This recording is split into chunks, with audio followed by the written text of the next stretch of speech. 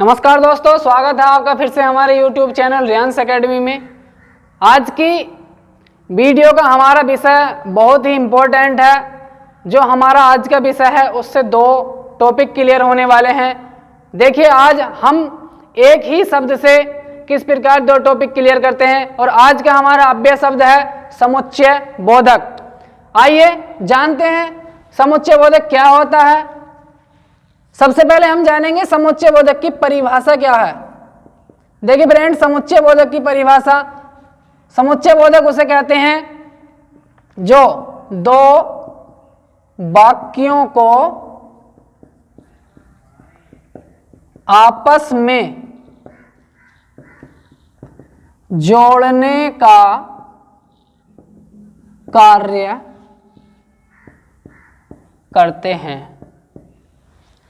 ऐसे अव्यय शब्द जो दो वाक्यों को जोड़ने का कार्य करते हैं वह समुच्चय बोधक कहलाते हैं। देखिए, समुच्चय बोधक को हम इस हिसाब से पढ़ेंगे कि हमारे जो आगे एक टॉपिक आने वाला है वाक्य के प्रकार, वहां पर ये कितना इंपॉर्टेंट होने वाला है, इस तरीके से पढ़ने वाले हैं हम फ्रेंड्स। देखते रहिए जरा। अब समुच्चय बोधक के प्रकार की बात करते हैं। इसके प्रकार होते हैं दो। कितने प्रकार होते हैं? दो। सबसे पहला प्रकार है फ्रेंड्स इसका समानाधिकरण।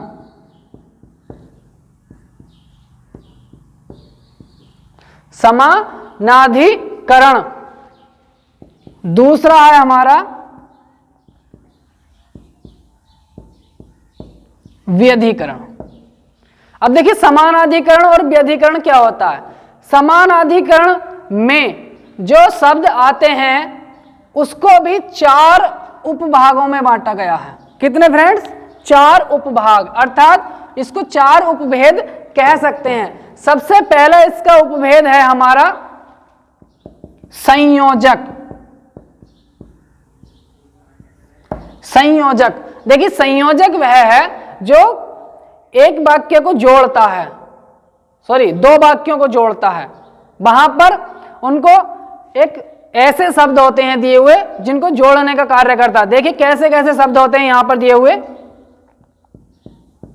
और, एवं, तथा, व, इस प्रकार के शब्द होते हैं। इसमें दूसरा प्रकार है हमारा फ्रेंड्स विभाजक। विभाजक में जो हमारे शब्द आते हैं फ्रेंड्स वह आते हैं अथवा, या, और आते हैं एक दो हमारे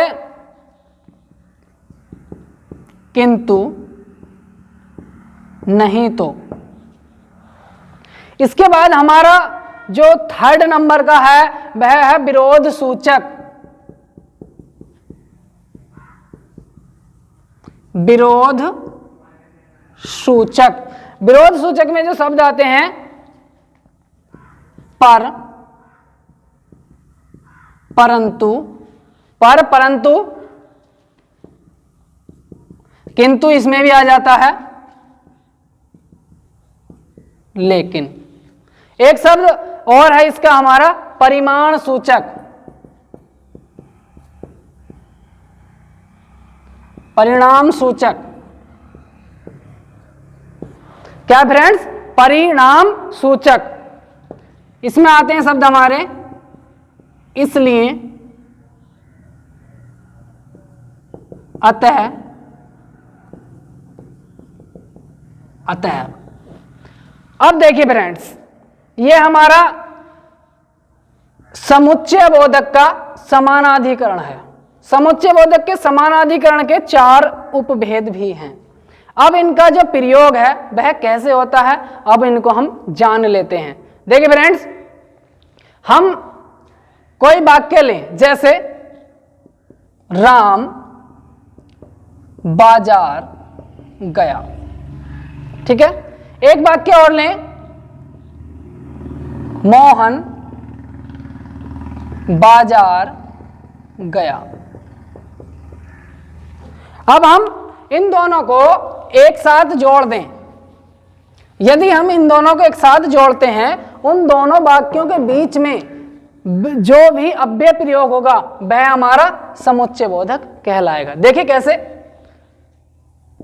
राम और मोहन बाजार गए।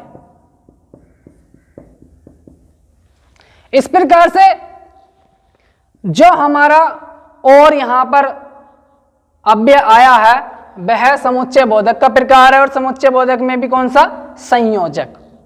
यदि इसी टाइप के और वाक्य में अथवा शब्द आ जाए या आ जाए किंतु नहीं तो इस टाइप के शब्द आ जाएं तो वह विभाजक हो जाएगा।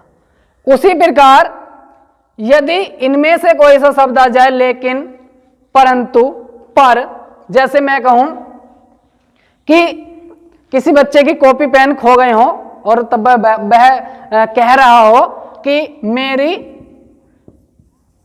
कॉपी मिल गई परंतु किताब नहीं मिली, किताब नहीं मिली। यदि इस टाइप का कोई वाक्य आता है तब हमारा क्या कहलाएगा, हमारा विरोध सूचक कहलाएगा। उसी प्रकार हमारा परिणाम सूचक है। यदि हम बात करें कि राम पढ़ने में बहुत तेज है, पढ़ने में बहुत तेज है इसीलिए वह परीक्षा में पास होता है, इसीलिए परीक्षा में पास होता, तो हमारा इसीलिए शब्द आया है और इसीलिए शब्द हमारा क्या कहलाएगा, परिणाम सूचक कहलाएगा।